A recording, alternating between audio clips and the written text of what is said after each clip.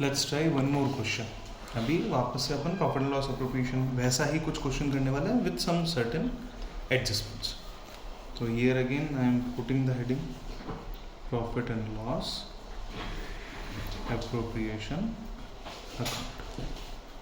ठीक है, बनना कुछ ज़्यादा बड़ा नहीं है, छोटा सा ही बनेगा, आइडेंटिफिकेशन में ज़्यादा कोई प्रॉब्लम नहीं है। वापस अपन बात करेंगे इंटरेस्ट ऑन कैपिटल की, सैलरी की, और कमीशन भी ले लेते हैं इस बार थोड़ा बहुत, वो भी आ जाएगा।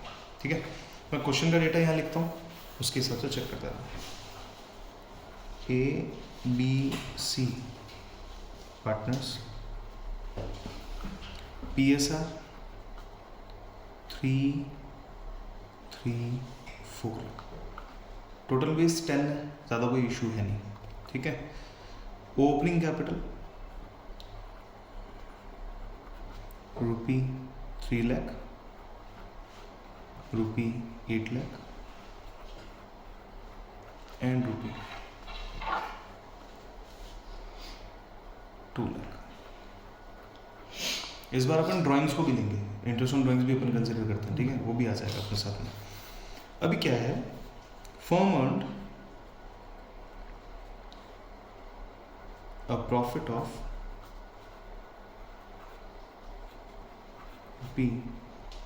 ₹2,64,000 आफ्टर चार्जिंग। क्या लैंग्वेज है? After charging. आफ्टर चार्जिंग का मतलब ये तो घटा दिया हमने, और हम बोल रहे हैं यार हम घटाएंगे, तुम मत घटा के दो। तो इन्होंने बोला कि आफ्टर चार्जिंग, इन्होंने घटा दिया, कोई बात नहीं, इन्होंने घटा दिया, डेटा दे देंगे। The firm earned a profit of ₹2,64,000 after charging interest on capital. Interest on capital at the rate 10% per annum. ये 10% पर annum का इंटरेस्ट ऑन कैपिटल आपने चार्ज करने के बाद, अरे तो डेटा अपने को मिल गया पूरा का पूरा। But before any of the following adjustment,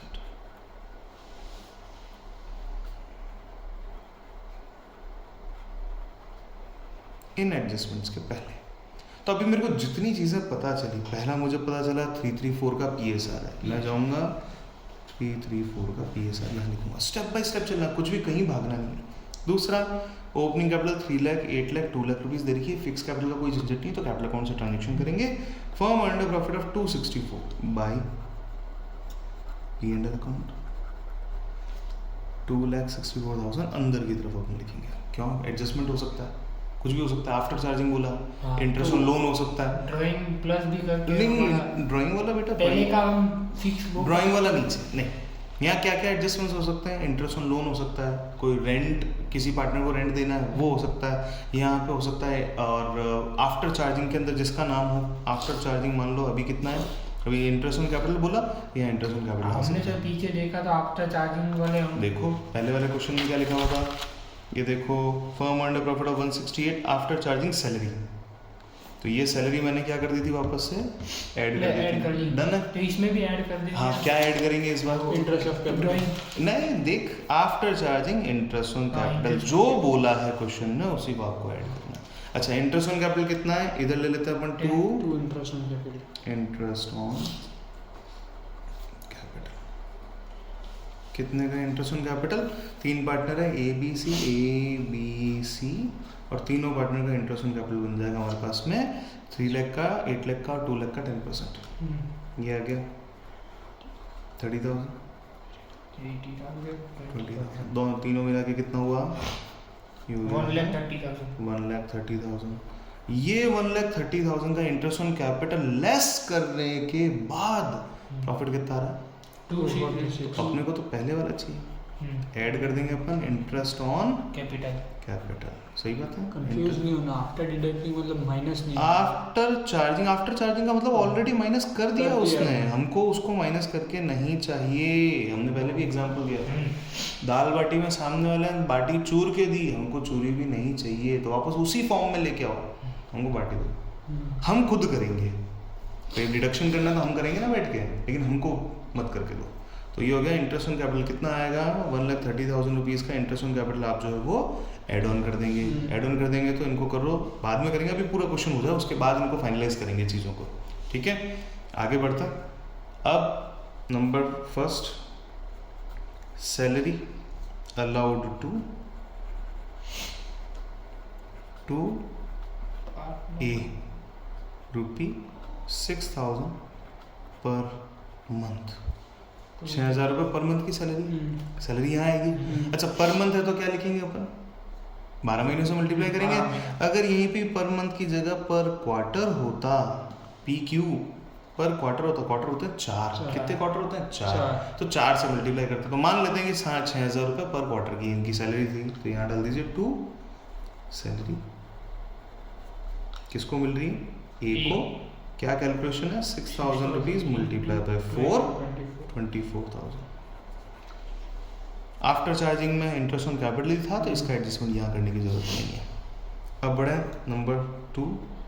sir like 4 quarter होते तो मिड एंड वाला हमें अगर लिखा होता तो हम उस हिसाब से नहीं, मिड एंड यहाँ पे नहीं है। मिड एंड आता है इंटरेस्ट ऑन ड्राइंग्स के केस में, इधर नहीं आता है।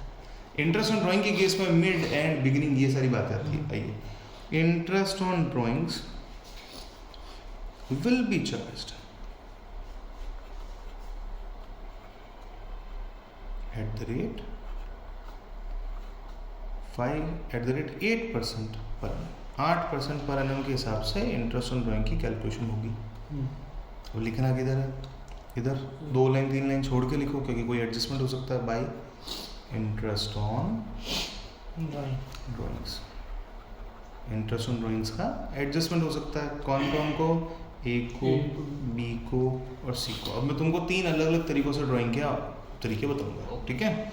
सैलरी हो गया, इंटरेस्ट ऑन ड्राइंग्स हो गया, ये इंटरेस्ट ऑन कैपिटल वैसे ही हो चुका है। अब मैं 3 अलग अलग तरीकों से ड्राइंग्स बताऊंगा। ड्राइंग्स ऑफ पार्टनर्स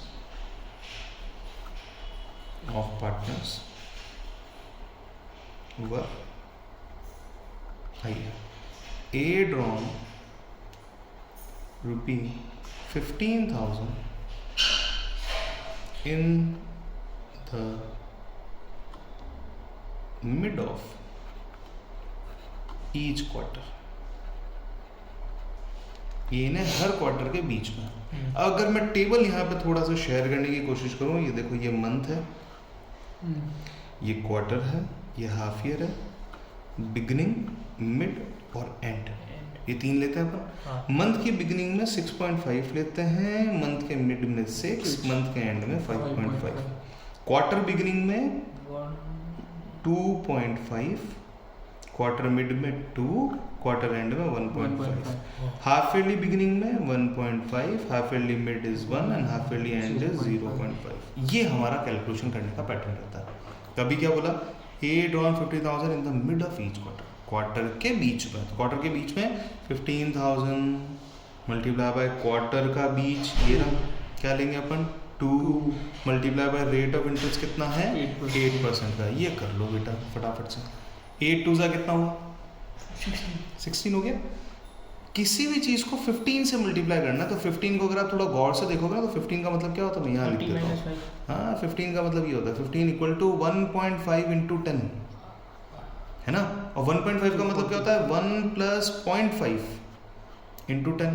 अब इसका मतलब समझो, 1 मतलब सेम चीज़, 16 से मल्टीप्लाई कर रहे हैं तो 16 का एकम 16, 16 वन 16, और 16 का हाफ कितना होता है? 8। दोनों को जोड़ दो, 240। बस अब 240 के हिसाब से आपका आंसर आएगा, यानी कि 216 हो चुका है। ये 2 0 हमारे कट हो जाएंगे परसेंटेज के। 16 इंटू 150, तो 16 इंटू 15 इक्वल टू 240 और 1 0 और, तो 2400। ये आ गया आपका इंटरेस्ट। डन है। अब बढ़ते हैं आगे, आ जाओ नेक्स्ट क्या लैंग्वेज है? Be drawn ₹50,000 during the year. देखो, कोई टाइम पीरियड नहीं दे रखा है। अगर कोई टाइम पीरियड नहीं दे रखा है तो हम क्या लेते हैं? 6 मंथ्स का एवरेज लेते हैं। अगर हमने टाइम पीरियड नहीं दिया तो हम क्या लेते हैं? 6 मंथ्स का एवरेज लेते हैं। भाई अच्छा, शुरुआत में भी नहीं और एंड में भी नहीं, बीच में कहीं निकाला होगा। अगर निकाला भी नहीं है, मतलब बीच में नहीं निकाला, फिर भी ऐसा मानते हैं कि जितना पहले निकाला उतना ही बाद में निकाला। तो ऐसे करके टोटल मिला के कितने निकाले? 50,000। बहुत सारे छोटे छोटे पेमेंट निकाले, तो इंडिविजुअल कैलकुलेशन ठीक नहीं है। आप क्या करो, आप एक एवरेज ले लो। तो क्या करेंगे इधर? 50,000 मल्टीप्लाई बाय 6/12 6 महीनों के हिसाब से रेट इज, अभी क्या करना है 6/12 का मतलब आधा आधा, 8 का आधा 4 4 इंटू 5, 2000 4 इंटू 5 4 5 20 20, अमाउंट आ गया 2000। डन। अब आओ तीसरा C drawn ₹6,000 in the beginning of each quarter। हर क्वार्टर की बिगिनिंग में सी जो है वो पैसा डाल रहा है, ठीक है, सही बात है।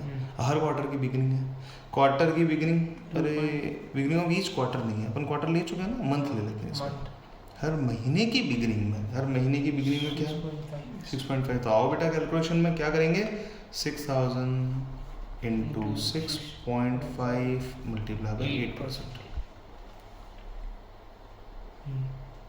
सीधी सीधी यहाँ लिखी हुई है, तो दिमाग नहीं लगाना है इसमें, ज़्यादा कोई कैलकुलेशन नहीं है। अब देखो कैलकुलेट करना है, 6.5 इंटू 6 करके देखता है। देखो 0.5 का मतलब होता है आधा, 6 6 जा 12, 6 6 जा 36, और 6 का हाफ 3.5 6 का हाफ 3 36 प्लस 3 36 36 प्लस 3 39। इसका क्या आया 39, मेरा आंसर क्या आ रहा है अभी 39, ठीक है। 39 को 8 से मल्टीप्लाई करना है। 39 का मतलब क्या होता है, 39 का मतलब क्या होता है, 40 में से हाँ 40 - 1